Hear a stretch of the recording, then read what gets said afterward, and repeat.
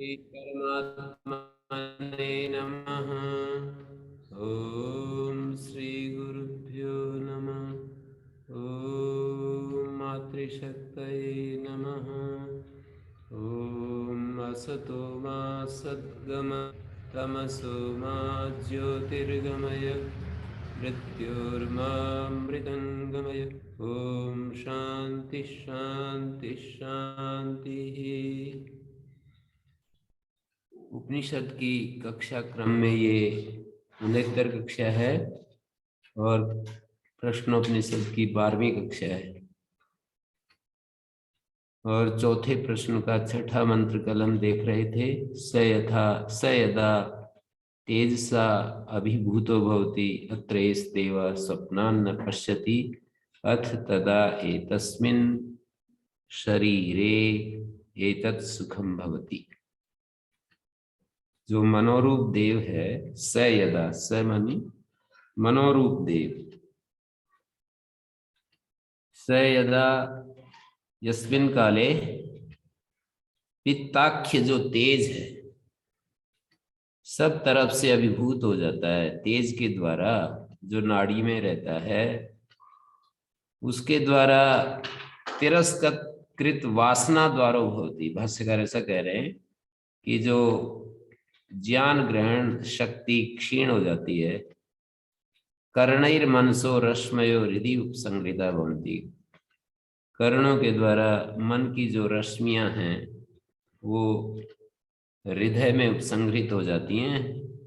यदा मनो दारु अग्निवद अविशेष विज्ञान रूपेण कृष्णम शरीरम व्याप्य अवतिष्ठते। मन दारू में जैसे अग्नि, लकड़ी में जैसे अग्नि छिप करके रहती है तो अविशेष विज्ञान के रूप में सारे शरीर में व्याप्त होकर रहता है। तो उस समय कहा जाता है कि यह सुसुप्त हो गया। अत्र ऐस्मिन् काले, इस काल में मन आख्य देव स्वप्न नहीं देखता है। दर्शन द्वार से निरुद्धत्व, जो ज्ञान के द्वार है वो निरुद्ध हो जाते हैं तेज के द्वारा, पित्ताख्य तेज के द्वारा निरुद्ध हो जाते हैं। तो अथ एतस्मिन् शरीरे, तब तदा एतस्मिन् शरीरे तत् सुखम भवति यद विज्ञानम निराबाधम अविशेषेण शरीर व्यापकम प्रसन्नम भवति। निराबाध सुख होता है, अविशेषेण शरीर व्यापकम, सारे शरीर में व्याप्त रह करके रहता है। अविशेषेण शरीर व्यापकम प्रसन्नम स्फुटम भवति। स यथा सौम्य वयांसी वासो वृक्षम संप्रतिष्ठन्ते एवं है वै तत्सर्वं परे आत्मनि संप्रतिष्ठते। ये आगे आखिरी जो प्रश्न पूछा गया है, किसको सुख होता है ये भी हो गया। सुख का धर्मी कौन है ये बता दिया। छठे मंत्र में इस बात का उत्तर दे दिया कि जो सुख होता है किसको होता है। तो आखिरी प्रश्न है कि कस्मिन् नु सर्वे संप्रतिष्ठिता भवन्ति। ये सातवें मंत्र से लेकर 11वें मंत्र तक बस इसी की चर्चा है कि किस में सब कुछ प्रतिष्ठित हो जाता है।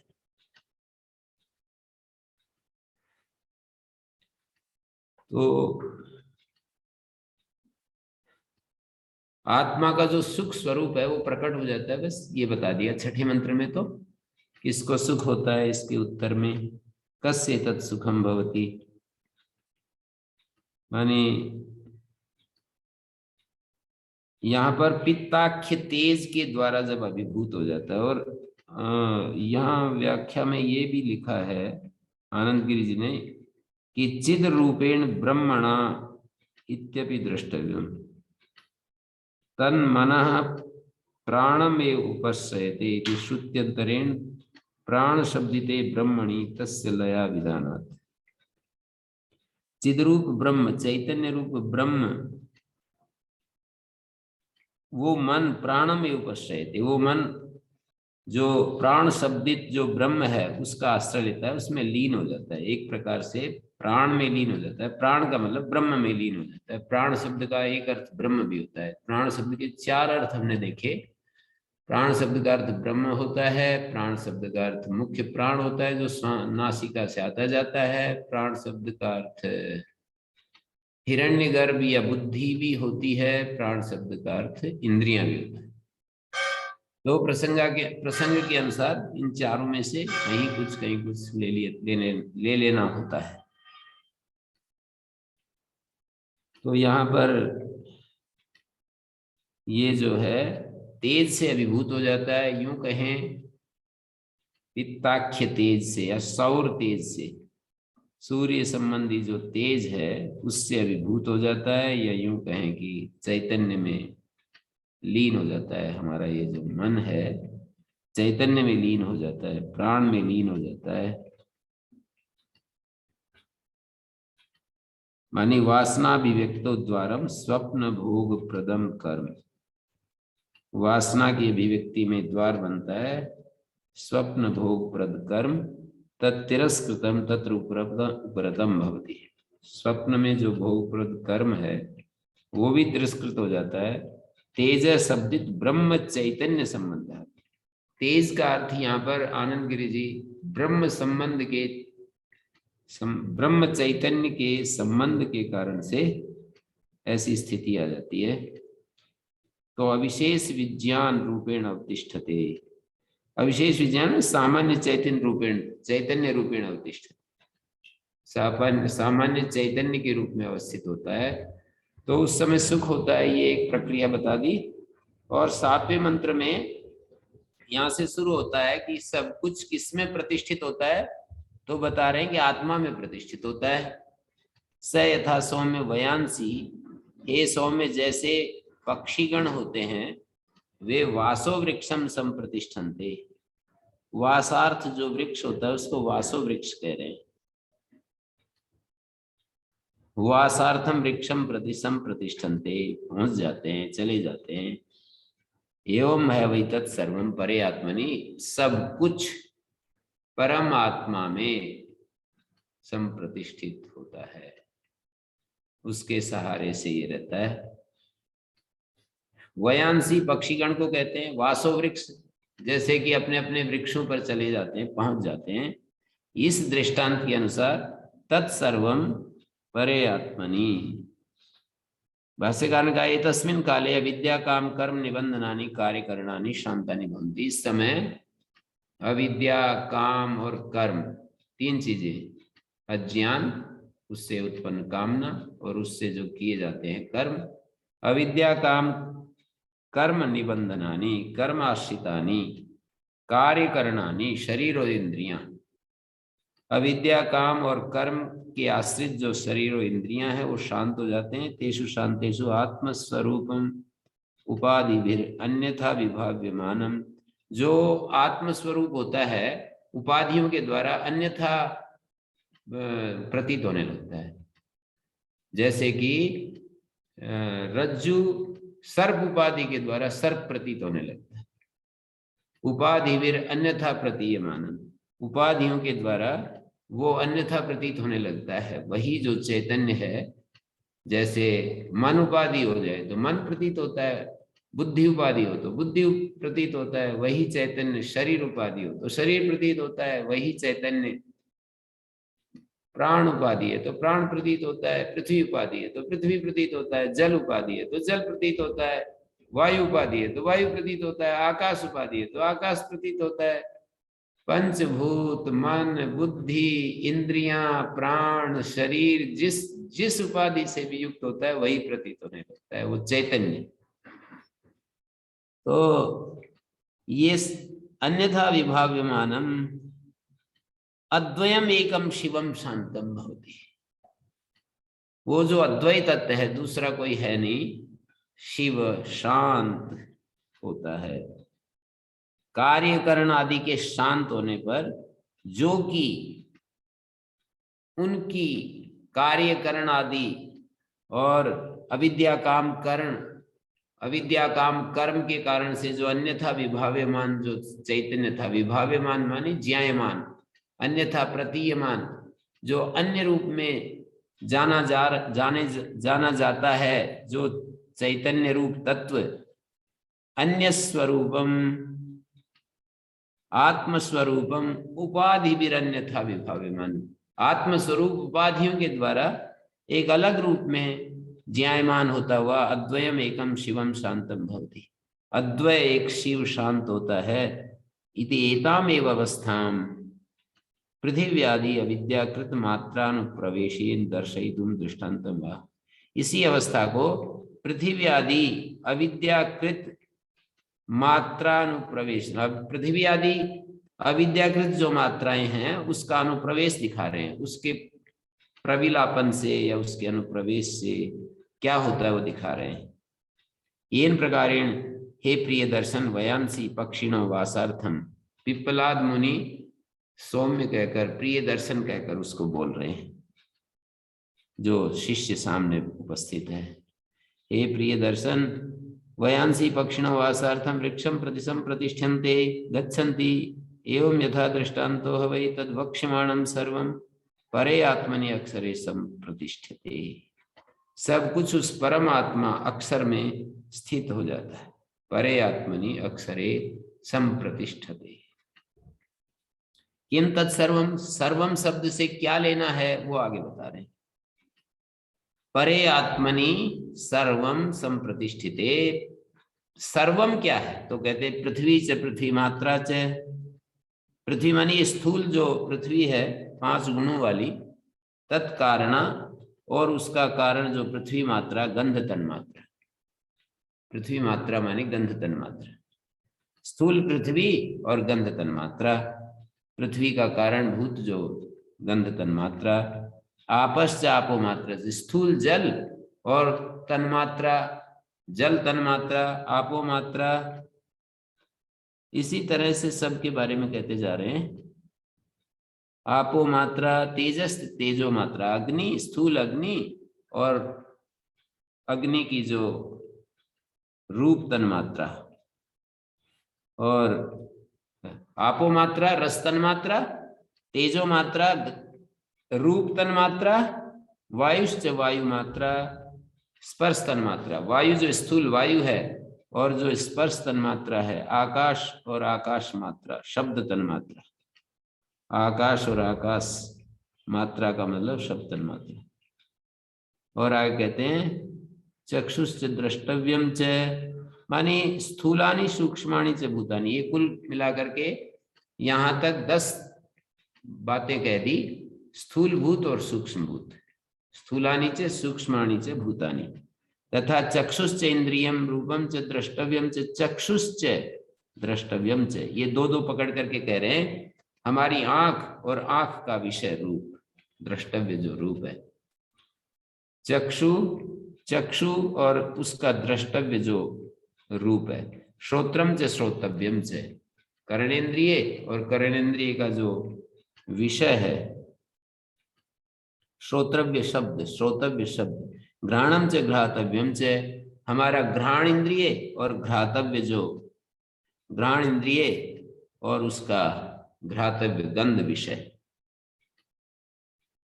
रसश्च रसयितव्यम च, रसना का जो रस विषय है, रस और रसयितव्य, रस और रसयितव्य, रसना का जो विषय होता है।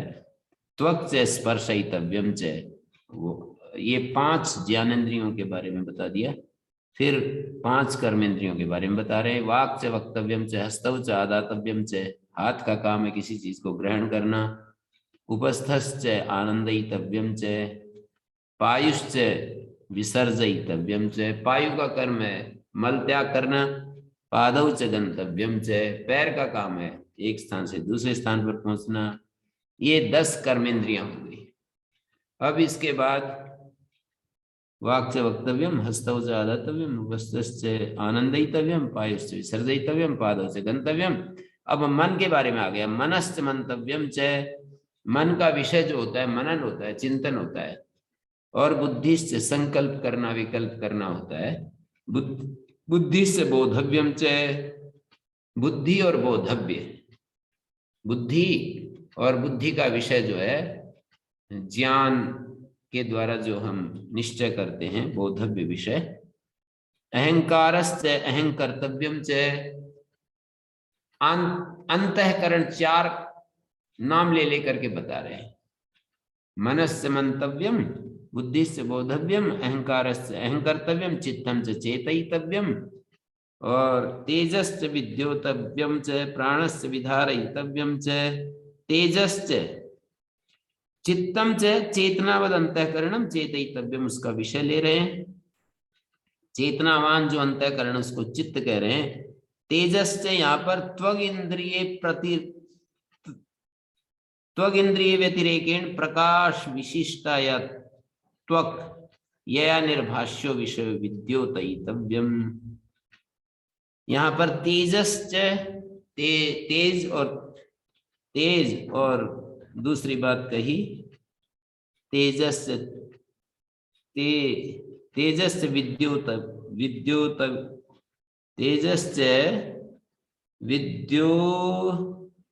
विद्योतयितव्यम च, तेज और विद्योतयितव्य। तो यहाँ ये विद्योतयितव्य और तेज कौन सा है? तो इस पर भाष्यकार ने कहा कि जो त्वगाश्रय चर्म है तत्प्रकाश निर्भाष्यम च, तेजश्च त्वग इंद्रिय व्यतिरेकेण प्रकाश विशिष्टा या त्वक। एक तो त्वग इंद्रिय होती है, एक त्वग इंद्रिय के अलावा, व्यतिरेक का मतलब अलावा, अंग्रेजी में जिसको बिसाइड्स इट ऐसे बोलते हैं ना, तो इसके अलावा तेजस् त्वग इंद्रिय व्यतिरेकेण प्रकाश विशिष्टाया त्वक, प्रकाश विशिष्ट जो त्वक है, माने हमारे इसके अंदर जो चमक होती है, जैसे छोटे बच्चों में एक चमक होती है, वो अलग प्रकार की होती है। फिर युवा हो जाए और उनका आचरण सही होता है तो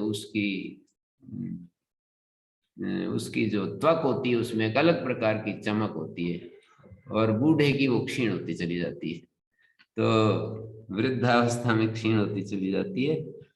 तो उसी को कहते हैं कि तेजस्य त्वग इंद्रिय व्यतिरेकेण प्रकाश विशिष्टाया त्वक तया निर्भाष्यो विषयो विद्योतयितव्यम। उसके द्वारा निर्भाष्य विषय क्या होता है? वो चमक जो दिखाई देती है ना, तेज के कारण से जो हमें एक दीप्ति दिखाई देती है। और आखिर में प्राणश्च विधारयि, प्राणश्च सूत्रम यदा चक्षते, सूत्रात्मा प्राण, विधारयितव्यम संग्रथनीयम सर्वम एक कार्य कारण जातम पारार्थेन संगतम नाम रूपात्मकम एतावदेव। सारा कार्यकरण जात, कार्य कारण जात ऐसा शब्द है। सर्वम ही कार्य कारण जातम पारार्थेन संगतम, परार्थता से जो संगत हुआ है। सर्वम ही कार्य कारण जातम पारार्थेन संगतम नाम रूपात्मकम, नाम रूपात्मक इतना ही है, सारा का सारा ये नाम रूपात्मक इतना ही है। एक शब्द को मैं देख लेता हूं, कार्य करण जातम है या कार्य कारण जातम है? सर्वम ही कार्य करण जातम, कार्य करण जातम है। दूसरी पुस्तक में तो सुसुप्ति के समय आत्मा में जाकर कार्य और करण, नाम रूपात्मक संपूर्ण कार्य करण जात इतना ही है। कार्य करण रूप, करण इंद्रियां और कार्य शरीर, और शरीर के कारण और इंद्रियां और इंद्रियों के विषय। पारार्थीन संगतम, परार्थता से जो संगत हुआ है, नाम रूपात्मक इतना ही है। ये सब उसमें ऊपर वाले मंत्र में, 7वें मंत्र में तत्सर्वम शब्द की व्याख्या होगी। परे आत्मनि संप्रतिष्ठते, परम आत्मा जो है, आत्मा का परम विशेषण डालने से शुद्ध आत्मा पर पहुंच जाते हैं। और जब केवल आत्मा कहते हैं तो आत्मा शब्द के मैंने कई सारे अर्थ देखे, गीता में भी देखे, यहां भी देखे। जैसे आत्मा का मतलब देह, आत्मा का मतलब बुद्धि, जितात्मा शब्द आता है गीता में, तो जितात्मा माने जिसने जित सत्व है, जिसने अपनी बुद्धि को जीत लिया। और कहीं पर देह अर्थ हो जाता है, कहीं पर प्रत्यगात्मा भी, सर्वभूतात्म भूतात्मा, सर्वभूतात्मा भूतात्मा में आत्मा शब्द का प्रत्यगात्मा अर्थ हो जाता है। तो ऐसे आत्मा शब्द बहुअर्थक है, उसको हमें अलग अलग प्रसंग के अनुसार अलग अलग रूपों में जानना होता है।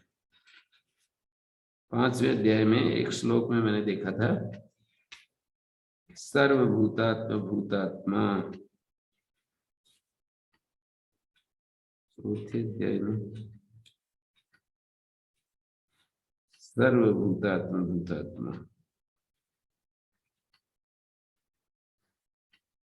सर्वभूतात्म भूतात्मा में आत्मा शब्द का अर्थ प्रत्यगात्मा लिया जाता है, और सामान्य रूप से शरीर भी लिया जाता है, बुद्धि भी लिया जाता है, अंतःकरण भी ले लेते हैं। तो यहाँ पर ये सब कह दिया। अब आगे भी देखिए, एस ही दृष्टा स्पृष्टा श्रोता घ्राता रसयिता मंता बोधा कर्ता विज्ञान आत्मा पुरुषा स परे अक्षरे आत्मनि संप्रतिष्ठित। एस ही का मतलब दृष्टादि विशेषण जीव के हैं, तो स्वयं ब्रह्म रूप होते हुए भी ये जो अलग अलग अवस्था में जो अलग अलग उपाधियों में परिलक्षित होता है, आंख के साथ वही चैतन्य जब जुड़ता है तो वो दृष्टा होता है, त्वचा के साथ तो स्पृष्टा होता है, वही चैतन्य वो श्रोता होता है, घ्राता होता है, रसयिता होता है, मनता होता है, बोधा होता है, और संकल्प विकल्प करने वाला, कर्म करने वाला। यद आत्म रूपम जल सूर्य का आदिवत भोक्तृत्व कर्तृत्वेन ही अनुप्रविष्टम। जैसे जल में सूर्य का प्रतिबिंब होता है, जल में विभिन्न जलों में सूर्य जैसे प्रतिबिंबित होता है, विभिन्न अंतःकरणों में आत्मा का जो उपस्थिति है उसी का प्रतिबिंब है। प्रतिबिंब के लिए तो भेद चाहिए, अलग देश चाहिए। सूर्य दूर रहता है और जिसमें उसका प्रतिबिंब पड़ता है वो भी दूर होता है, तो प्रतिबिंब के लिए भेद चाहिए और दूरी चाहिए। लेकिन यहाँ पर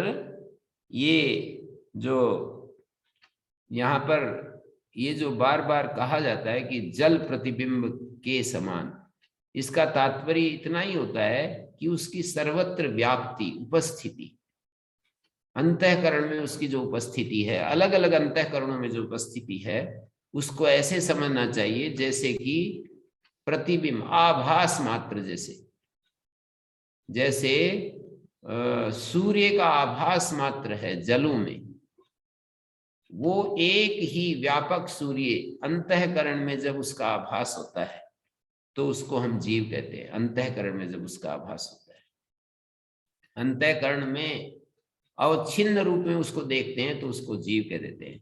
तो कहते हैं ऐसे ही दृष्टा अतः परम यद आत्म रूपम जल सूर्य का अधिवत भोक्तृत्व कर्तृत्व अनुप्रविष्टम। भोक्ता रूप में, कर्ता रूप में जो यहाँ अनुप्रविष्ट है, जो हमें प्रतीत हो रहा है ना कि मैं सुख ले रहा हूँ, मैं दुख ले रहा हूँ, मैं दुखी हूँ, मैं सुखी हूँ, मैं इस काम को करना चाहता हूँ, मैं इस काम को करूँगा, मैं इस काम को करके ही रहूँगा, इस तरह से ये कर्ता के भाव में दिखा रहा हूँ। मैं इस काम को अवश्य करूँगा, ये मुझे करना ही है, ऐसी भाषा जो आती है ना, वो कर्ता के स्वरूप को बता रहे हैं। ऐसे ही दृष्टा स्पृष्टा श्रोता घ्राता रसयिता मनता बोधा कर्ता विज्ञान आत्मा। ये विज्ञान आत्मा जो है, विज्ञान का अर्थ बुद्धि होता है और विज्ञान का अर्थ जीव भी होता है। ये कैसे? हमने आपको संस्कृत भाषा से भी थोड़ा थोड़ा परिचय कराया है कि जैसे विज्ञान शब्द में वी पूर्वक ज्या धातु से अन जो जुड़ रहा है, प्रत्यय अन, विज्ञान, अन जो जुड़ा हुआ है, उसको यदि करण में मानते हैं तो विज्ञान का अर्थ होता है बुद्धि, जिसके द्वारा जानते हैं। करण कारक में इसे अन को स्वीकार करते हैं। हर शब्द में उसका पूर्व भाग क्रियावाचक होता है, उसका उत्तर भाग कारकवाचक होता है हर शब्द में। जैसे राम शब्द में राम हलंत मकार तक क्रियावाचक है, और अ जुड़ा हुआ मैं में जो अ है वो कारक को कहता है। रमण करते हैं जिसमें, ये जो जिसमें है ये अर्थ ए का है, और रमण करना ये राम मैं पर्यंत जो दो विभाग कर लिए जाते हैं, एक शब्द के दो टुकड़े कर लिए जाते हैं। राम राम माने रमण करना, आनंद लेना, और अ जिसमें रमण करते हैं योगी लोग जिसमें, वो राम होता है। कृष्ण, कृष्ण माने कृष्ण और नय दो शब्द हैं, वो नय है, नय को नय हो जाता है, मूर्धन्य श के कारण जो न है उसको न हो गया, तो कृष्ण, कृष्ण और न ऐसे ही समझ लो। तो कृष्ण का अर्थ है आकर्षण करना, और न का अर्थ है वाला। जो अपनी तरफ निरंतर आकर्षण कर रहा है उस परमात्मा को कृष्ण कहते हैं। कृष्ण, जो अपनी ओर खींच रहा है उसको कृष्ण कहते हैं। हरि, हरि बोलते हैं, हर ई दो शब्द है इसमें, हर और ई।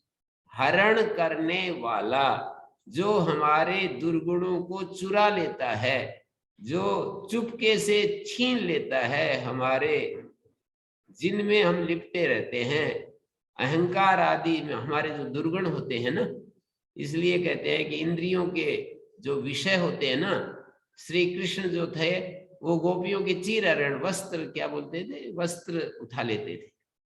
तो ये तो एक सिंबॉलिक, मेरे ख्याल में मैं अपनी बुद्धि से व्याख्या कर रहा हूं कि एक सिंबॉलिक है, और भी किसी ने किया होगा जरूर। मुझे मतलब ऐसा नहीं कि मैं पहली बार ही व्याख्या कर रहा हूं, किसी ने और भी किया होगा। तो हरि का मतलब है कि वो तत्व, वो परमात्मा जो कि इंद्रियों के जो विषय है, इंद्रियां मानी गोपियां, और उनके विषय हैं उनमें लिपटी रहती हैं ये, तो उनको विषय रहित कर देता है, इंद्रियों को विषय रहित कर देता है कृष्ण। तो इसलिए उसको कृष्ण कहते हैं।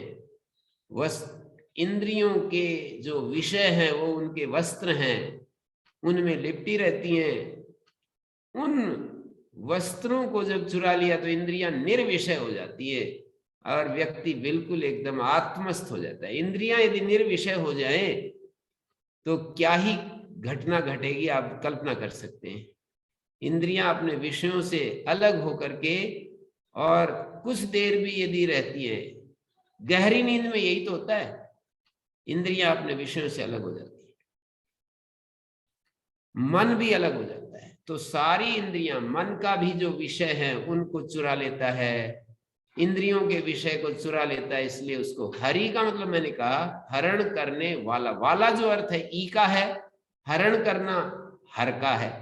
हर शब्द जो रेफ पर्यंत, रे हलंत, हर रे को हलंत लिखेंगे और ई, फिर ई को रे में मिला देंगे तो हरि का मतलब होगा हरण करने वाला।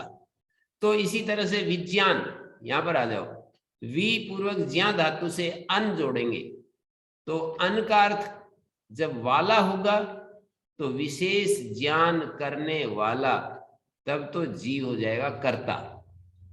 और ज्ञान किया जाता है जिसके द्वारा, जब ये अन करण अर्थ को देगा, करण कारक के अर्थ को देगा अन, एक ही अन कहीं कहीं वो करण कारक के अर्थ को दे देता है, वही अन कभी कर्ता कारक को अर्थ को दे देता है, वही अन कभी कभी क्रिया मात्र को देता है, वही अन कभी अधिकरण अर्थ को दे देता है।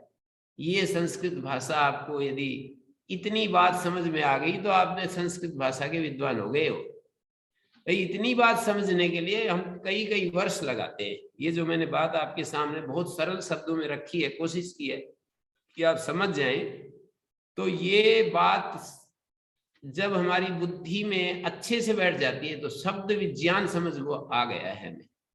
शब्दों का जो एक विज्ञान है वो हमने सीख लिया है। तो मैंने बहुत सारे शब्द दिए, जैसे आदेश शब्द है, आदेश अब ये देश से हलंत है और जब ये जो प्रत्यय है वो कर्म कारक के अर्थ को देता है तब इसका अर्थ हो जाता है ब्रह्म। और जब ये करण कारक को का अर्थ करण कारक होता है तो आदेश का मतलब होता है उपदेश वाक्य। आदेश माने उपदेश वाक्य, जिस वाक्य के द्वारा उपदेश दिया जाता है उसको आदेश कहते हैं। अथा तो नेति नेति आदेशा। अब नेति नेति आदेश, आदेश माने उपदेश वचन, उपदेश वाक्य, तत्वमसि इत्यादि जो वाक्य हैं उसको आदेश कहेंगे। और नहीं तो आदेश का मतलब ब्रह्म होगा, जो अ जुड़ा हुआ है, देश धातु के साथ अ जुड़ा हुआ है, उस अ का अर्थ जब कर्म कारक होगा तो जिसके बारे में कथन किया जाता है वो कौन है? वो ब्रह्म है। और जिसके द्वारा ब्रह्म का व्याख्यान किया जाता है, जिसके द्वारा, तो वो वाक्य हो जाता है, जिस वाक्य के द्वारा ब्रह्म का उपदेश किया जाता है। तो ये संस्कृत भाषा का सौंदर्य है। और ये व्याकरण के जानने वाले इस तरह से जानते हैं शब्दों को, धातु को जानते हैं, प्रत्यय को जानते हैं, और धातु प्रत्यय के साथ वो प्रत्यय का क्या अर्थ होता है उसको जानते हैं, धातु का क्या अर्थ होता है उसको जानते हैं। फिर ये यदि जिस तरह से मैं बता रहा हूं इसी तरह से यदि व्याकरण की रचना करते तो ये पूरा पोथा हो जाता है, मतलब बहुत बड़ी बड़ी ये किताबें रचनी पड़ती। तो आचार्य ने उसको बहुत ही एक विशेष टेक्निक से उसमें आदेश आगम इसकी कल्पना करके उसको बहुत संक्षिप्त कर दिया है। तो ये अगली बात तो आपको समझ में नहीं आएगी, आदेश आगम जो मैं बोल रहा हूं कि आदेश और आगम की व्यवस्था करके उसको सिंप्लीफाई कर दिया, उसको बहुत संक्षिप्त कर दिया, उसको बहुत ही शॉर्ट कर दिया है आदेश और आगम की व्यवस्था के द्वारा। शब्दों में कुछ आदेश एक के स्थान में दूसरा ला करके बिठा देंगे, कुछ जोड़ देंगे, कुछ घटा देंगे, कुछ हटा देंगे, कुछ जोड़ देंगे, तो ये एक व्यवस्था रखी है। तो ये जो व्याकरण जानते हैं उनको ऐसे व्याकरण सामने बिल्कुल उसका स्वरूप दिखता रहता है, और नहीं जानते तो फिर तो भाई शब्द का कोई बताएगा आपको अर्थ कि भाई इसका ये भी अर्थ होता है, तो उतना उतना आप जानते जाएंगे कि ये भी एक शब्द का अर्थ होता है, ये भी एक शब्द का अर्थ होता है, ये भी एक अर्थ होता है। पर वो मतलब बहुत लॉजिकली उसको आप समझ नहीं पाते हैं, फिर भूल जाते हैं। इसलिए जब हम लॉजिकली किसी चीज को समझते हैं तो वो एक बार समझ ली तो सारी जिंदगी वो बनी रहती है, फिर वो भूलने का कोई सवाल नहीं होता है। तो ये बीच बीच में व्याकरण भी बीच में आ ही जाता है। वैयाकरण होने के नाते, व्याकरण का आचार्य होने के नाते ये व्याकरण की बातें बीच में जबरदस्ती आ जाती हैं। तो विज्ञान शब्द यहाँ पर विज्ञानात्मा, विज्ञानात्मा का मतलब वो जो कर्तृकारक तत्स्वभाव विज्ञात्री स्वभाव। विज्ञानात्मा का मतलब विज्ञात्री स्वभाव। विज्ञान का अर्थ विज्ञाता। ये जो अन जुड़ा हुआ है ज्ञा धातु से अन, उसका अर्थ वाला हो जाएगा। विज्ञान मानी जानने वाला, और विज्ञाता में जो त्रि जुड़ा हुआ है उसका अर्थ भी वाला होता है। जैसे नेत्री, ने मानी ले जाना और त्रि मानी वाला। नेत्री ले जाने वाला, जो समाज को आगे ले जाता है उसको नेता कहते हैं। तो इस तरह से यहाँ पर पुरुषः कार्यकरण संघातोक्त उपाधि पूर्णत्वात्, उपाधि में पूर्ण होने से कार्यकरण संघातोक्त, कार्यकरण संघातोक्त जो उपाधि है उसमें पूर्ण होने से पुरुष कहलाता है। सच जल सूर्य का आदि प्रतिबिंब से सूर्यादि प्रवेशवत। जल सूर्य, जैसे जल में सूर्य का प्रतिबिंब होता है, सूर्यादि प्रवेश के समान जगदाधार से परे अक्षरी आत्मनि संप्रतिष्ठते। जगदाधार शीश, जगत का जो आधार शीश है उस परम अक्षर आत्मा में ये परे अक्षरे आत्मनि संप्रतिष्ठिते। क्या क्या संप्रतिष्ठिते ये दिखाया। एष ही दृष्टा, ये जो जीव है ये दृष्टा है। उपाधि कृतम अपि दृष्टित्वादिकम, यहाँ पर ऐसी दृष्टा उपहित स्वरूपम उच्यते। एक उपाधि होती है, एक उपहित होता है। जैसे घट उपाधि है और घट के अंदर जो आकाश है उसको उपहित कहते हैं। शब्दों का अर्थ भी जानना ही पड़ेगा। जो शब्दों के माध्यम से हम उपनिषद को सीख रहे हैं, सुन रहे हैं, जान रहे हैं, तो शब्द किस अर्थ को बता रहा है वो भी हमें सीखना पड़ेगा ना। हम ऐसे नहीं कहकर पीछा छुटा सकते। शब्दों के जंजाल में क्यों फंसा रहे हो, हमें शब्दों के इस जंजाल में क्यों फंसा रहे हो, हमें तो बात सीधी सी बता दिया करो। तो शब्दों को माध्यम बना करके हम उपनिषद को पढ़ रहे हैं, शब्दों में उपनिषद होती हैं, तो उसको हमें बीच में लाना ही पड़ेगा। तो यहाँ पर एक उपाधि होती है, एक उपहित होता है।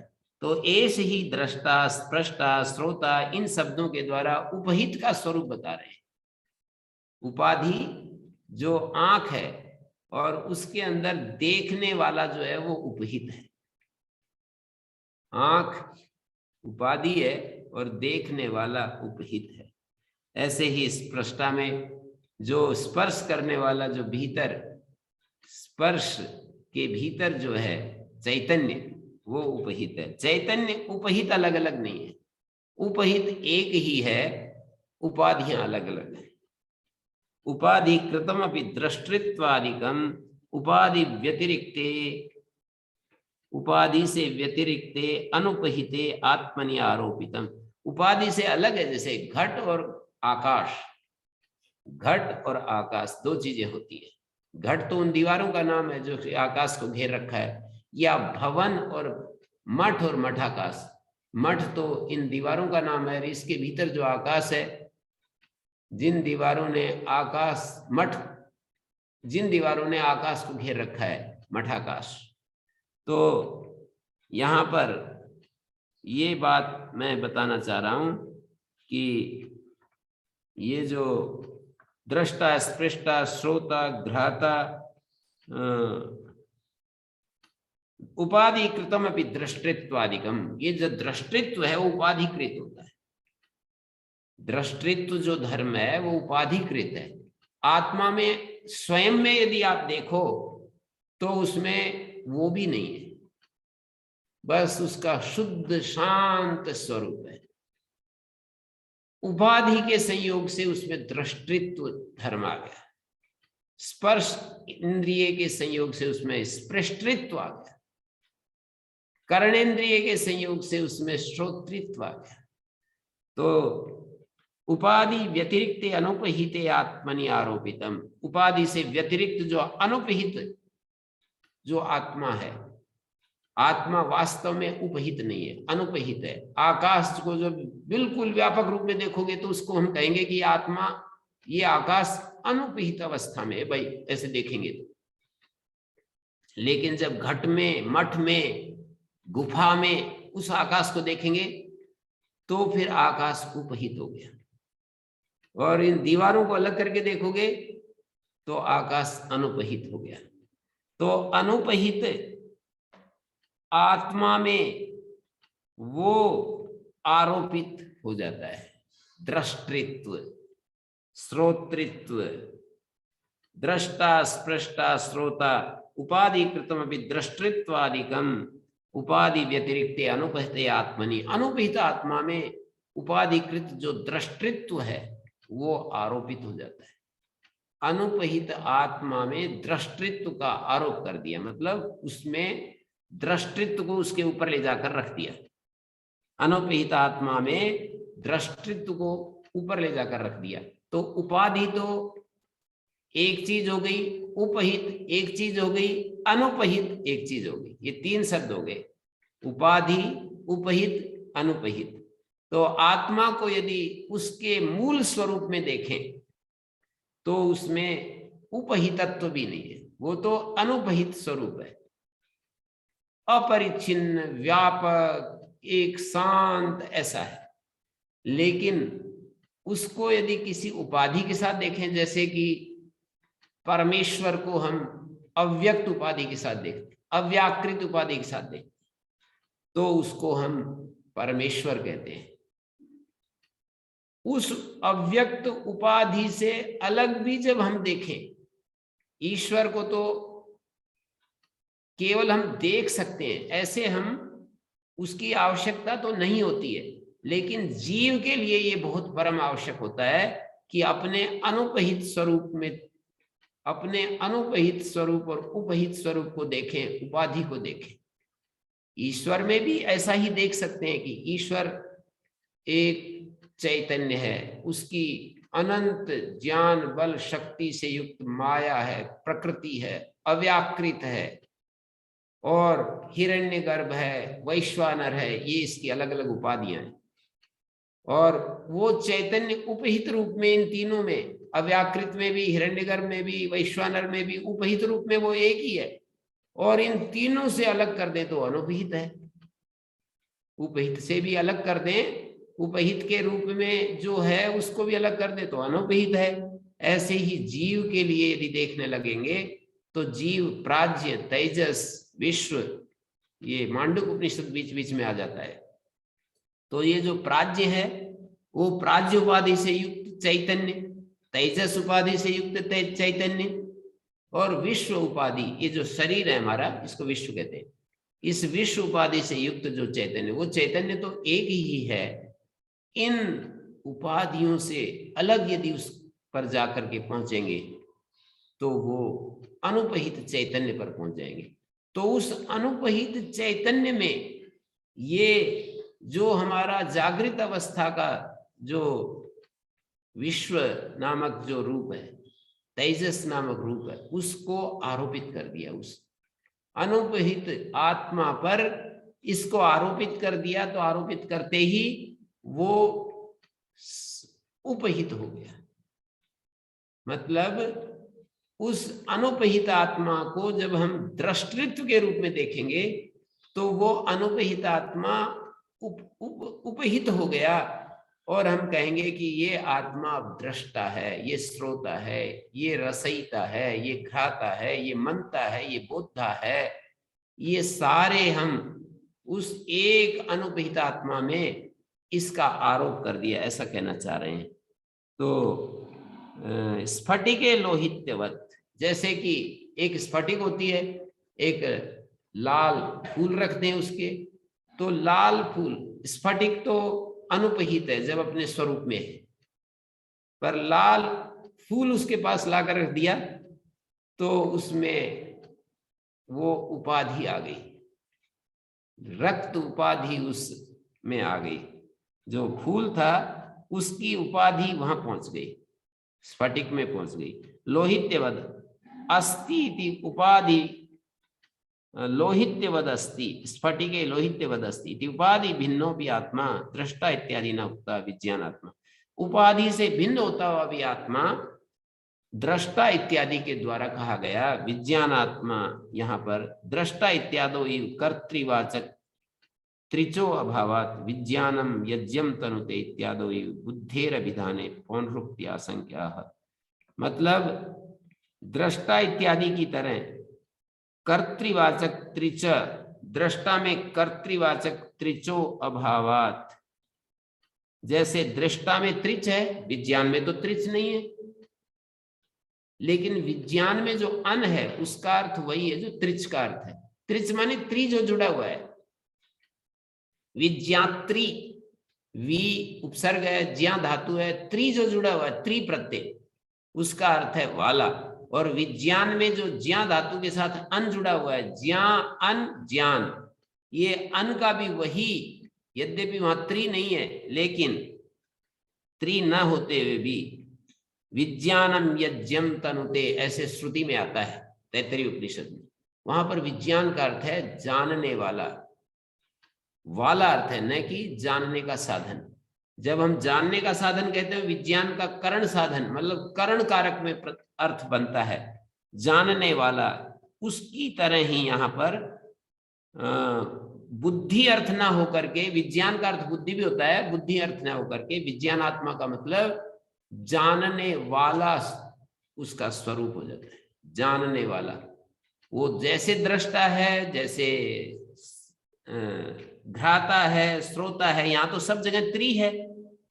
त्रि के तय को तय हो रहा है, दृष्टा में स्पृष्टा में तय हो रहा है, तय को तय हो जाता है मूर्ध निश्चय के साथ। दृष्टा, स्पृष्टा, श्रोता में ता है, घ्राता में ता है। ये एक जगह, दो जगह ता है, जो दो जगह ता है, श्रोता, घ्राता, रसयिता, मनता, यहाँ पर ता है, कर्ता में भी ता है। बोधा में तय को धय हो गया, कहीं तय हो गया, कहीं धय हो गया। वो शब्द के साथ में जो दूसरे वर्ण होते हैं उनके कारण से बदल जाता है। तो बोधा, कर्ता, विज्ञानात्मा पुरुषा स परे अक्षरे आत्मनि संप्रतिष्ठते, वो परम अक्षर जो आत्मा है उसमें प्रतिष्ठित हो जाता है। ये जो सोपाधिक रूप है वो निरुपाधिक रूप में प्रतिष्ठित हो जाता है। जो हमारा दृष्टा स्वभाव स्पृष्टा है, घ्राता है, रसयिता है, वो अपने निरुपाधिक स्वरूप में प्रतिष्ठित हो जाता है। परमेव अक्षरम प्रतिपद्यते स यो है वै तदक्षायम अशरीरम अलोहितम शुभ्रम अक्षरम वेदयते यस्तु सौम्य स सर्वज्ञ सर्वभूति तदेश श्लोक। तदेकत्व विद फलमाह, उस एकत्व ज्ञानी के फल बता रहे हैं। परमेव अक्षरम वक्ष्यमाण विशेषणम प्रतिपद्यते, वो परम अक्षर इन विशेषणों से युक्त हो जाता है। स यो है वही तत् सर्वेषणा विनिर्मुक्तो, सारी ऐषणाओं से जो विनिर्मुक्त हो जाता है, सारी ऐषणाओं को छोड़ देता है। सर्वेषणा विनिर्मुक्तो अच्छायम तमो वर्जितम, छाया रहित हो जाता है, तम से वर्जित हो जाता है। अशरीरम, वो शरीर रहित हो जाता है। नाम रूप सर्वोपाधि शरीर वर्जितम, नाम रूप सारी उपाधियों से वर्जित हो जाता है। परम अक्षर में जब हम वो प्रतिष्ठित होता है तो क्या स्थिति होती है? तो कहते हैं परम एव अक्षरम प्रतिपद्यते, परम अक्षर को प्राप्त हो जाता है। स यो है वही, परम अक्षर को जब प्राप्त होता है तो क्या होता है? बोले वो अच्छाय हो जाता है, अशरीर हो जाता है, अलोहित हो जाता है। अलोहितम लोहितादि सर्वगुण वर्जितम, और यत एवं अतः शुभ्रम शुद्धम भवति, शुभ्रम का अर्थ है शुद्धम। सर्व विशेषण रहितत्वाद अक्षरम, सारे विशेषणों से रहित होने से उसको अक्षर कहा है। सारे विशेषणों से रहित माने शुद्ध चैतन्य। सत्यम पुरुषाख्यम, सत्यम पुरुष आख्यम, पुरुष रूप जो सत्य है। अप्राणम अमनो गोचरम शिवम शांतम स बाह्याभ्यंतरम अजम वेदयते विजानाति। अप्राण अमनो गोचर, मन का गोचर नहीं होता है, विषय नहीं बनता। शिव है, शांत है। सबाह्याभ्यंतरम अजम वेदयते विजानाति, वेदयते विजानाति। अक्षरम वेदयते मानी विजानाति। यस्तु सर्वत्यागी सौम्य से सर्वज्ञो न तेन विदितम किंचित संभवति, जो सर्वत्यागी हो जाता है। सन्यास का भी जिसने सन्यास कर दिया, त्याग का भी जिसने त्याग कर दिया, ऐसा जो सर्व त्यागी हो जाता है, स सर्वज्ञो न तेन विदितम किंचित होती, वो सर्वज्ञ हो जाता है, उससे अविदित कुछ नहीं रहता है। पूर्वम अविद्या असर्वज्ञ आसीत, अविद्या के रहते हुए वो असर्वज्ञ था। पुनर्विद्या विद्यापनये, विद्या के द्वारा जब अविद्या हट जाती है तो वो सर्वरूप हो जाता है। तस्मिन अर्थे श्लोको मंत्रो भवति उक्तार्थ संग्राह का, उसी को संग्रह करने वाला ये मंत्र होता है। आगे जो मंत्र दे रहे हैं, स सर्वज्ञ सर्वो भवति, सर्वो भवति मानी उसका सब कुछ, सर्व काम युक्त भवति, सारी कामनाएं उसकी पूर्ण हो जाती हैं, सर्व रूप हो जाता है। और वो इस तरह से उसका स्वरूप यहाँ प्रकट कर दिया। कस्मिन सर्वम प्रतिष्ठते, कौन है जिसमें सब कुछ प्रतिष्ठित होता है, ये प्रश्न चल रहा था ना। तो आखिरी मंत्र में ये कह दिया विज्ञान आत्मा से देवैश्च सर्वै, विज्ञान आत्मा जो ये जीव है, सारे देवताओं के, अग्नि आदि देवताओं के, सर्वै अग्नि आदि भी देवै से है, और प्राणा चक्षुर आदि जो प्राण हैं, और भूतानि पृथ्वी आदि जो भूत हैं, संप्रतिष्ठन्ति यत्र, प्रविशन्ति यत्र, जिसमें प्रवेश करते हैं, यस्मिन् अक्षरे तद अक्षरम वेदयते यस्तु सौम्य, उसको अक्षर कहते हैं। तद अक्षरम वेदयते यस्तु सौम्य प्रिय दर्शन से सर्वज्ञ सर्वमेव आविवेश आविशति, वो सर्वज्ञ व्यक्ति सर्व में प्रवेश कर जाता है, सर्व रूप में प्रवेश कर जाता है। फिर भी हम चर्चा कर सकते हैं, इसमें किसी का कुछ प्रश्न है तो एक बार प्रश्न उठाइएगा।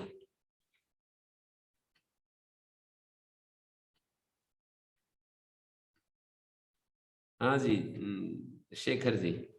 जी प्रणाम गुरु जी। मैं छठे मंत्र में जो दो चीजें कही गुरु जी ने जी, जो जो नाड़ी में रहने वाला पित्त नामक शोर, ये नहीं समझ में आया था। और जो इन्होंने कहा कि जो कास्ट के अंदर अग्नि व्यापक है, उसका जो उदाहरण दिया है और इस मंत्र में जो आत्मा के बारे में कह रहे हैं, वो भी मेरे को इतना क्लियर नहीं हुआ गुरु जी। छठे मंत्र में ये बात कही है, ये सौर तेज कुछ बताया इन्होंने, और दूसरी बात बताई चैतन्य स्वरूप। यहाँ पर तेज का अर्थ है, नीचे टीका में दिया है, आपकी पुस्तक में नहीं मिलेगा। इन्होंने कहा कि चिद रूपेण ब्रह्मणा, ये जो तेज है इसको भाष्यकार ने सौर तेज नाम दिया है। ये इसका जो पित्ताख्य तेज है ना, वो जब इसको अभिभूत कर देता है तो ये जानने का द्वार बंद हो जाता है। तो ये तो इनके शब्द प्रमाण से मानना पड़ेगा कि कोई हमारी नाड़ी में रहता है ये तेज, और मनोरूप जब देव है, जिस काल में जब वो सौर तेज प्रबल होता है, मानी पित्ताख्य जब तेज प्रबल होता है, तो वो मतलब वासना द्वार, जो जानने की प्रक्रिया है वो बंद हो जाती है। सहकरणई मनसो रसमयो, मन की जो वासनाएं हैं, मनसो रसमयो, रसमया का मतलब वासनाएं, मन की रसमया हृदय उपसंगृता भवंती यदा मनो दारु अग्निवत, जैसे काष्ठ में अग्नि होती है और अविशेष रूप से, सामान्य रूप से, अविशेष का मतलब है सामान्य विज्ञान रूपेण कृष्णम शरीरम व्याप्य अवतिष्ठते, जैसे दारू में अग्नि सारे अवयव में होती है, ऐसे ही मन जो है अविशेष विज्ञान रूप से, सामान्य विज्ञान, अविशेष विज्ञान का अर्थ होता है एक विशेष विज्ञान होता है। जैसे मैं अब वृक्ष को देख रहा हूं, मैं अब खंबे को देख रहा हूं, अब मैं किसी व्यक्ति को देख रहा हूं, ये तो विशेष विज्ञान होता है। एक एक विज्ञान जो जागृत अवस्था में या स्वप्न अवस्था में होता है, पर केवल सामान्य ज्ञान को जब हम देखेंगे तो उसमें सामान्य ज्ञान होता है कि मैं वहां पर मतलब सुखी अवस्था में होता है और कुछ नहीं जान रहा होता है। जैसे घट को तो ये ज्ञान नहीं होता है ना कि मैं कुछ भी नहीं जान रहा, पर हमको तो होता है कि मैं कुछ नहीं जान रहा। और यदि कोमा में चले जाएं तो भी ये उठने के बाद, कोमा से उठेगा तो उसको ये बोध नहीं होता है कि मैंने कुछ नहीं पता चला मेरे को, ये बोध नहीं होता है। वो ऐसे यदि वो बोल भी दे तो इतना ही बोलेगा कि मतलब उसको पता ही नहीं चलेगा कुछ भी। कोमा में जब चला जाते हैं या कोई बेहोश हो जाते हैं, निद्रा का और बेहोशी का भी अंतर है। निद्रा और बेहोश में समान स्थिति नहीं होती है बिल्कुल, कि नींद भी वैसी है जैसे बेहोशी की स्थिति होती है।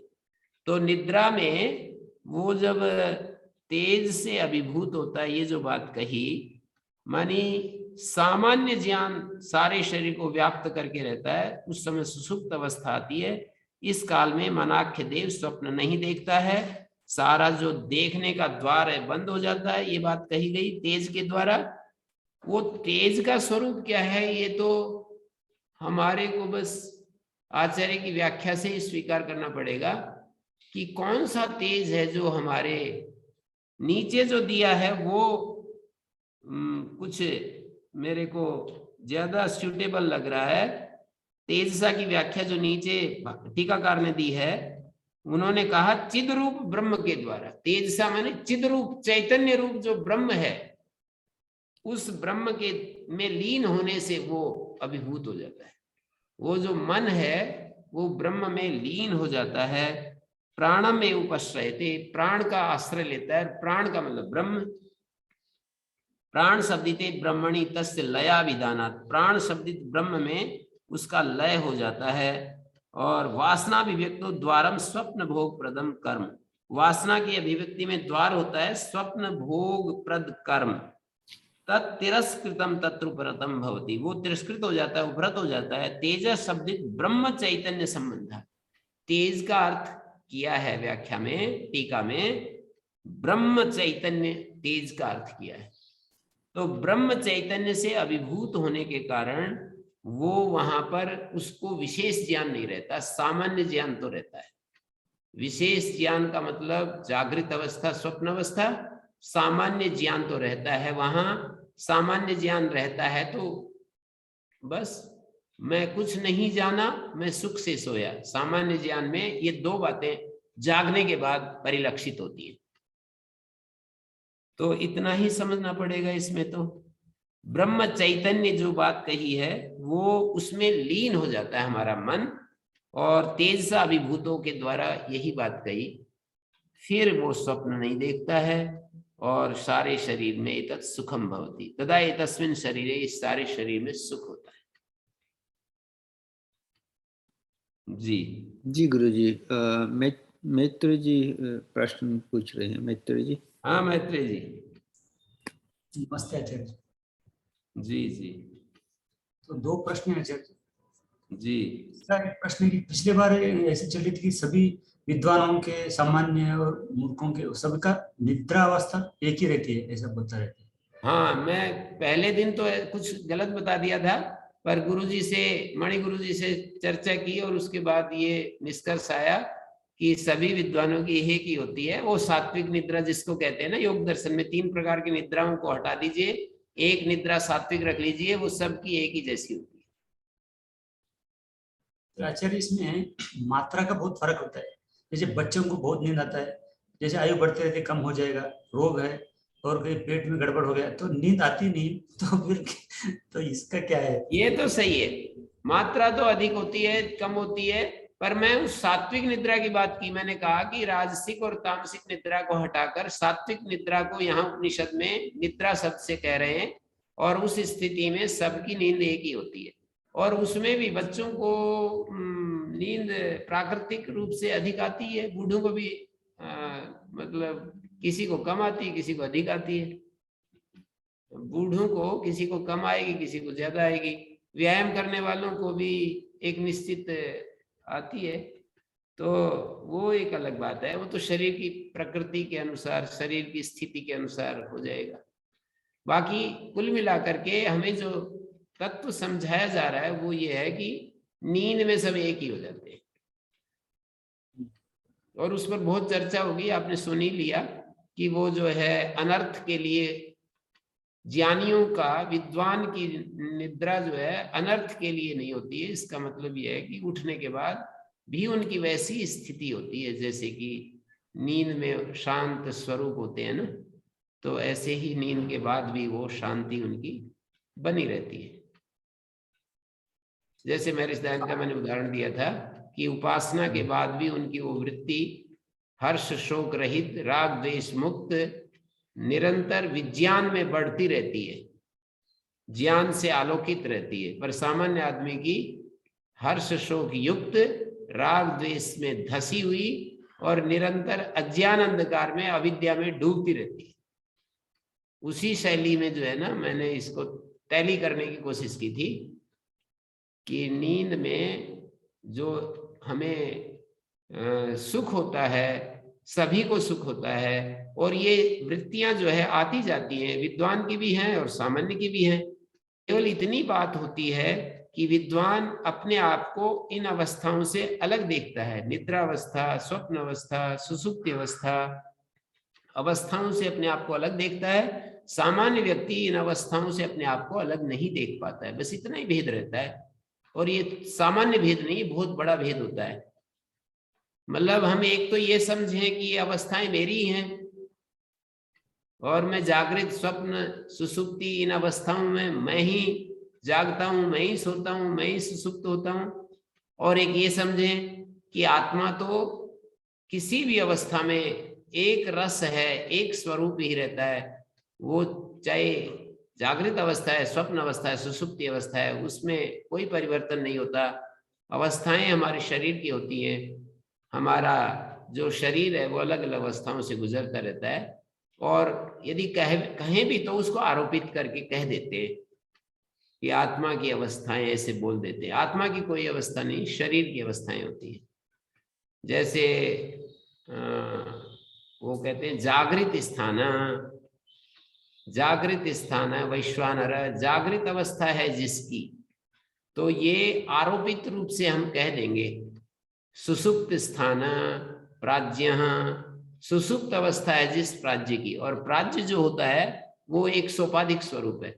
निरुपाधिक आत्मा की कोई अवस्था नहीं होती है। सोपाधिक आत्मा के लिए जब कहा जाता है तो उपाधि के धर्म को उपहित में आरोप कर देते हैं, उपाधि धर्म को उपहित में आरोप करके और ऐसा कथन कर देते हैं कि ये अवस्थाएं जो हैं उसकी हैं। जागृत स्थान, सुसुप्त स्थान, स्वप्न स्थान, ये सब बहुब्री समास है। जागृत अवस्था है जिसकी, ऐसा वैश्वानर, वैश्वानर को जागृत स्थान कहा है, तेजस को स्वप्न स्थान कहा है, प्राज्ञ को सुसुप्त स्थान कहा है, ईश्वर को सुसुप्त स्थान कहा है, हिरण्यगर्भ को स्वप्न स्थान कहा है। और हिरण्यगर्भ में दो चीजें हैं, एक चैतन्य है और एक उपाधि है। और वैश्वानर में दो चीजें, एक चैतन्य है, एक उपाधि है, ये जो विराट उपाधि है। और ईश्वर में भी दो चीजें हैं, एक उपहित है, एक उपाधि है। चैतन्य को उपहित कह रहा हूं, जो उस अव्याकृत से परिच्छिन्न जो चैतन्य, अव्याकृत से युक्त जो चैतन्य, उसको हम ईश्वर कहते हैं। तो उपाधि अवस्था में, जो उपाधि की स्थिति में जो अवस्थाएं होती रहती हैं, उन अवस्थाओं को इसके साथ जोड़ दिया जाता है। आज का जो इतना सारा आत्मा परमात्मा के बारे में, आवाज नहीं आ रही है, थोड़ा ठीक से बोलिए। आज जो चर्चा हुई, मजाक चल रहा था। मैत्रेय जी की बात सुनिए। मजाक जो ना, इसने ले आओ वो ले आओ, पहुंच गए जाट भवन पे। कोई ना ये तो मजाक चल रहा था मेरा, कोई नहीं, ये तो ऐसे। हाँ जी बोलिए। ये अनिल जी थोड़ा शांत रहिए, शायद अनिल जी बोल रहे हैं। हाँ आचार्य जी, हाँ, मेरा ठीक आ रहा है क्या आवाज? अनिल जी रुकिए थोड़ा। हाँ जी बोलिए मैत्रेय जी। अच्छा आचार्य जी, आज की जो चर्चा रही, हाँ जी, वो सारा मतलब आत्मा और परमात्मा को अलग अलग, वो क्या बोले थे, आरोपित करना, वो क्या क्या मतलब सार क्या है समझ में नहीं आया मुझे। मतलब एक तो सार ये है कि प्रश्न क्या था, प्रश्न ये था कि किसमें सब कुछ ठहरता है। तो शुद्ध जो आत्मा है उसमें सब कुछ जाकर के ठहरता है। परे आत्मनि सर्वम प्रतिष्ठिते, ये सार है। ये जो 7वें मंत्र में है ना, संक्षेप से कहा कि स यथा सौम्य वयांसी वासो वृक्षम संप्रतिष्ठन्ते एवं है वै तत्सर्वम, वह सब कुछ परे आत्मनि संप्रतिष्ठिते, परम आत्मा में प्रतिष्ठित हो जाता है। वो पर आत्मा सर्वम क्या है, तो 8वें मंत्र में सर्वम बता दिया, 9वें मंत्र में भी बता दिया। उसमें भी यही कहा कि ये दृष्टा स्पृष्टा आदि विज्ञानात्मा पुरुष से परे अक्षरे आत्मनि संप्रतिष्ठिते। यहाँ पर जो है ना, महर्षि दयानंद की शैली में यदि कोई समझना चाहे तो यूं कह देते हैं कि जीव परमात्मा में प्रतिष्ठित होता है, संसार परमात्मा में प्रतिष्ठित होता है। उनकी शैली में एक वाक्य बोलूंगा तो शायद आपको तत्काल समझ में आ जाएगा कि जीव परमात्मा में प्रतिष्ठित होता है, और ये संसार और संसार के विषय है ना, सब परमात्मा में प्रतिष्ठित होते हैं। पर ये उपनिषद के शब्द हैं, इसलिए मुझको उसी के अनुसार बोलना पड़ रहा है। और ये जो मंत्र में शब्द आए हैं उनको उस तरह से मैंने कोशिश की है आप तक पहुंचाने की। फिर भी हम इसको एक बार और दोबारा कर सकते हैं। विषय कठिन तो है ही, इसमें तो क्या शक है। कुछ अतीन्द्रिय चीजें हैं, कुछ शब्दावली से भी अपरिचित हैं, कुछ संस्कृत शब्दों से भी अपरिचित हैं। तो ये सारी चीजें इकट्ठी हो रही हैं कठिनता को बढ़ाने के लिए। जी गुरु जी, एक समिता बहन से ले लेते हैं। समिता जी आप अनम्यूट कर लें, कल से ट्राई कर रहे हैं समिता जी। हाँ जी गुरु जी। जी गुरु जी संक्षिप्त में मैं 3 चीजें, प्रश्न तो मैं कल रखूंगी। एक तो जो ये शरीर में प्राणाग्नि की बात कही गई, तो उसमें उदान जो है जो इष्ट फल प्राप्त कराता है, तो क्या कोई मनुष्य आप अगर वो विधि बता दे कि नींद के समय कोई भी मनुष्य किस तरह से उदान द्वारा इष्ट फल की प्राप्ति कर सकता है। दूसरा प्रश्न ये है कि ये जो है मन को यजमान बता दिया, आत्मा दृष्टा अकर्ता होते हुए भी क्या आत्मा को उस स्थान पर हम नहीं सोच सकते। मैंने ऋषि जी ने तो मन को यजमान बता दिया, वहां पे अगर आत्मा यजमान हम कहे तो वो कल्पना कैसी हो सकती है। बस आज के लिए 2 प्रश्न। धन्यवाद गुरु जी।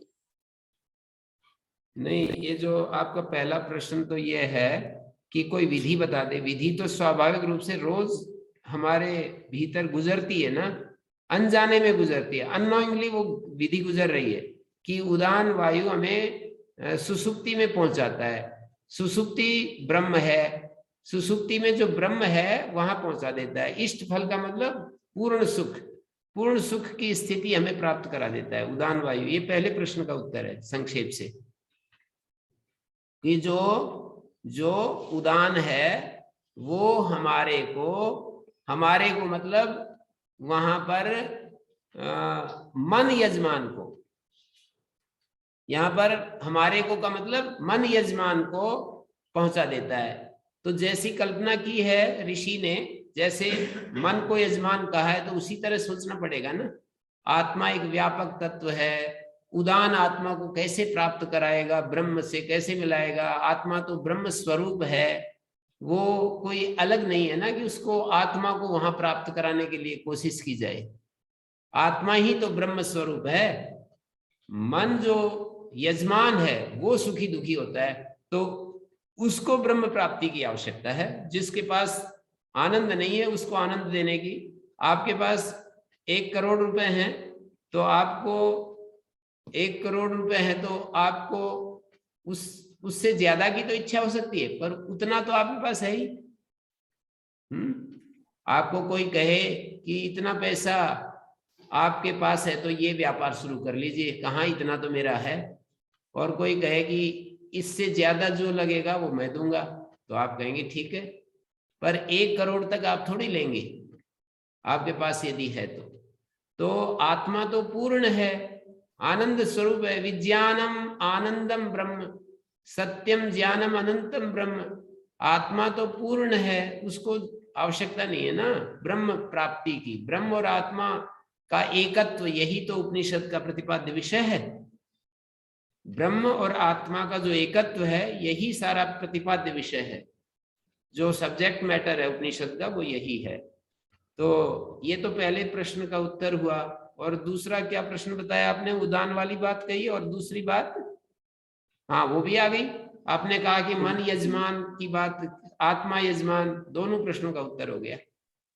मन यजमान को बनाना पड़ेगा, आत्मा को यजमान नहीं बना सकते। और उदान कैसे वो करता है? उदान स्वाभाविक रूप से हमारे भीतर एक व्यवस्था है कि उदान ने हमें ब्रह्म तक पहुंचा दिया।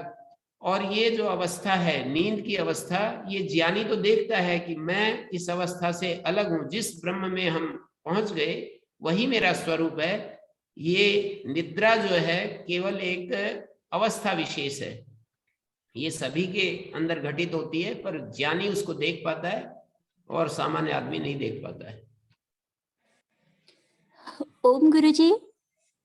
जी जी गुरुजी, बुद्धि में एक बात पड़ी हुई है कि बहुत सारे लोगों को सुनते हैं तो उनका ये कहना होता है कि निद्रा से पूर्व अगर आप शांत मन होकर श्वासों पर ध्यान केंद्रित करते हुए कोई एक विचार के साथ आप निद्रा के अधीन हो तो पूरे अवचेतन मन में वही विचार जो है वो मैंने उपनिषद की भाषा में वो आहुति लगती रहती है, और जब हम प्रातः निद्रा से सुखपूर्ण उठते हैं तो वो अवचेतन में वो विचार बैठ जाता है, जो कि बाद में जाकर साकार रूप में आकार लेने लगता है। तो बस इसमें तो यही विरोध एक नहीं है बात ना, मन में थी। ये जो आपने सब कहा इसका उपनिषद से कोई विरोध नहीं है, ये तो सही है, इसमें क्या दिक्कत है? इसे भी यजुर रूप में देखा जा सकता है। हाँ ये सब ठीक है, उसमें कोई विरोध नहीं है, उपनिषद इसका कोई विरोध थोड़ी कर रही है। जी धन्यवाद गुरुजी। जी गुरुजी, एक और ले लेते हैं अनिल जी से। जी ओम नमस्ते आचार्य जी। जी मेरा प्रश्न ये था आचार्य जी, जैसे सूर्य में जो तेज है यानी अग्नि, और लकड़ी में जो है, बिजली में जो है, धरती में, उनका एक ही स्वरूप हम समझें। अग्नि तो एक ही है, अग्नित्वेन एक ही है ना। बिजली है, सूर्य है, वो तो कहते भी हैं कि एक ही अग्नि तीन जगह है, अंतरिक्ष में विद्युत के रूप में, द्युलोक में सूर्य के रूप में, पृथ्वी पर अग्नि के रूप में, एक ही अग्नि तीन रूप में विभाजित हो रही है। निरुक्त में ऐसा कहा भी है। ठीक है तो जी ठीक है, हाँ जी। एक और ले लेते हैं प्रद्युमन सिंह जी से, देख लेते हैं। हाँ जी जी जी प्रद्युमन जी। नमस्ते आचार्य जी। जी जी आचार्य जी, ये मेरा प्रश्न था कि ये जो मृत्यु के बाद जो आत्मा शरीर ग्रहण करती है तो वो भी प्राण के द्वारा वहां पहुंचती है? हाँ, प्राण के द्वारा ही पहुंचती है। और आपने जो प्रश्न किया था ना अभी, गुरुजी से मैं और चर्चा करूंगा एक दिन, मैंने उसका भी उत्तर ठीक नहीं दिया है, आपसे मैं निवेदन कर दूं कि वो एक दिन आपने कहा था कि ऐसा होता है, मैंने कुछ उत्तर दे दिया, वो मैं ही गलत समझ गया था गुरुजी के संदेश को। वो मैंने अगले दिन चर्चा की तो उन्होंने कहा कि नहीं, निषेक काल में ही आत्मा मतलब जीव का प्रवेश हो जाता है। निषेक काल मतलब पुरुष और स्त्री का संपर्क होता है, उसी समय निषेक काल बोलते हैं, उसी समय ही आत्मा प्रविष्ट हो जाता है। बिना आत्मा के, मैंने पूछा था कि बिना आत्मा के क्या गर्भ वृद्धि को प्राप्त हो सकता है, बोले नहीं। तो उसको, उसके ऊपर मुझे और भी चर्चा करनी है गुरुजी के साथ, तो वो तो कर लेंगे। बाकी आप क्या पूछ रहे हैं, बोलिए। स्वामी जी, आचार्य जी, मेरा इसलिए प्रश्न आया क्योंकि जो प्रलय काल आदि होता है वहां तो सारे रसतम में मूल प्रकृति मूल अपनी स्थिति में आ जाती है, तो फिर ये जन्म मरण जो होता है तो प्राण का सहयोग क्यों लेना पड़ता है जीव को? इसलिए मेरा प्रश्न आया था कि ये प्राण के सहयोग से ही जाता है क्या जीव? नहीं, वो तो एक प्रक्रिया है, सूक्ष्म शरीर के साथ ही तो होता है, तो सूक्ष्म शरीर का घटक है प्राण, और सूक्ष्म शरीर का ही यहाँ तो उपनिषद दर्शन में सूक्ष्म शरीर ही इधर से उधर जाता है, आत्मा तो सर्वत्र है। आत्मा का क्या प्रवेश क्या अप्रवेश, आत्मा तो सब जगह है, पूर्वतः विद्यमान है सब जगह। सूक्ष्म शरीर जो है ना उसमें भी आत्मा है, वो जैसे सूक्ष्म शरीर ही इधर से उधर ट्रांसफर होता है, और प्रलय में सूक्ष्म शरीर का प्रलय नहीं होता है, ऐसा मेरी बुद्धि बनी हुई है। प्रलय में सूक्ष्म शरीर का प्रलय नहीं होता है, प्रलय जो है स्थूल जगत का प्रलय होता है। स्थूल ये जो सूक्ष्म शरीर है वो तो एक ही स्थिति में प्रलय को प्राप्त होता है, जब ज्ञान हो जाता है, पूर्ण ज्ञान हो जाता है, सम्यक दर्शन होता है। ऐसे अलग अलग अनुभव कर लेते हैं ना, जैसे मैंने कल भी उदाहरण दिया था, ये इशिका का एक ला करके मैंने रखा हुआ है यहाँ पर। जैसे ये जो ये एक वो होता है, एक डंठल, वो इसको बोलते हैं सरकंडा। ये सरकंडा इधर बहुत होता है राजस्थान में, और इसको इसके अंदर इसको मुंज इसके लिपटी रहती है, तो मुंज को निकालते समय एक दाएं हाथ में हम, जिसका दाएं हाथ काम करता है वो दाएं हाथ में रखेगा, बाएं हाथ काम करेगा तो बाएं में रखेगा मुंज को, तो उसको ऐसे खींचेगा और वो निकल जाएगा। तो शरीर और ये आत्मा बिल्कुल ऐसे दोनों एक साथ रहते हैं, उनका बोध हमें करना होता है। छांदोग्य उपनिषद में पढ़ रहा था, वहां पर भी ये बात कही है कि हमें इस बात का अनुभव करना होता है कि शरीर अलग है, आत्मा अलग है। यही सम्यक दर्शन है। शरीर से अलग अपने चैतन्य स्वरूप को अनुभव कर लेना, यही सम्यक दर्शन है। इस सम्यक दर्शन के होने से, इसी को ज्ञान शब्द से यहाँ बार बार प्रयोग किया है। ज्ञानी वो होता है जो शरीर और आत्मा के भेद को ठीक से समझ लेता है। शरीर और आत्मा के भेद को जो अलग अलग समझ लेता है, उसको सम्यक दर्शन शब्द से कहा जाता है। तो ये जो आपका प्रश्न है कि प्रकृति में सब लीन हो जाता है, तो मेरी बुद्धि ऐसी बनी है कि सूक्ष्म शरीर का कोई प्रलय नहीं होता है, स्थूल जगत का प्रलय होता है, और वो स्थूल जगत का निर्माण होता है। सूक्ष्म शरीर है ना, जो जीवात्मा का जो सूक्ष्म शरीर है, वो तो बना ही रहता है। अज्ञान से निर्मित है वो, और अज्ञान ज्ञान से समाप्त होता है, ऐसे समाप्त नहीं होता है। आचार्य जी, वो सूक्ष्म शरीर के बारे में दो मान्यता है। एक तो उसमें जो 18 तत्व है उसमें 5 प्राणों को गिनते हैं, और एक दूसरी मान्यता में 5 तन्मात्रा को गिनते हैं। हाँ, वेदांत प्रक्रिया में 5 प्राण गिनते हैं और उसमें 5 तन्मात्र गिनते हैं, जो जिसको आप पूछ रहे हो। सांख्य प्रक्रिया में, सांख्य प्रक्रिया में 5 तन्मात्र गिनते हैं, वेदांत की प्रक्रिया में 5 प्राण गिनते हैं। 5 प्राण जहां होते हैं वहां ये तन्मात्र जहां बोलते हैं वहां प्राण भी होते हैं। ऐसा नहीं है कि प्राण नहीं होते हैं।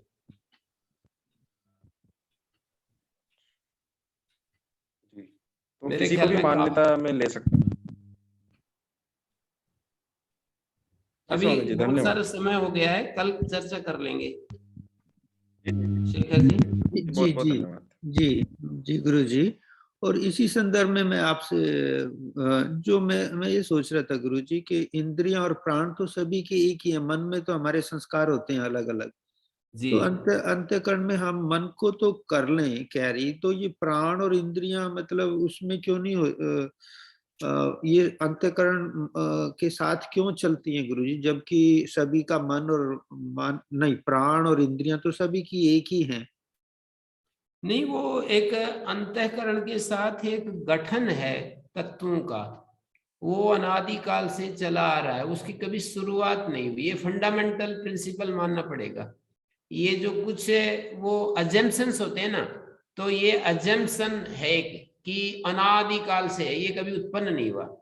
जो हमारा अंतःकरण है और सूक्ष्म शरीर है ना, वो केवल हम बताते हैं कि प्रकृति से, वो तो केवल उसका विश्लेषण की प्रक्रिया के तहत हम बताते हैं कि सूक्ष्म प्राकृत है, प्रकृति से निर्मित है, ये भाषा तो बोलते हैं, पर ये सदा से है, ये मानना पड़ेगा।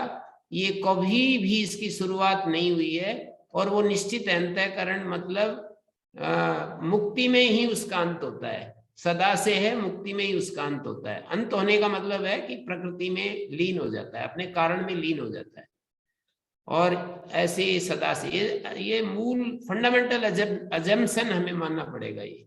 जी जी गुरु जी, जी जी, ठीक है गुरु जी। ओम शांति शांति शांति।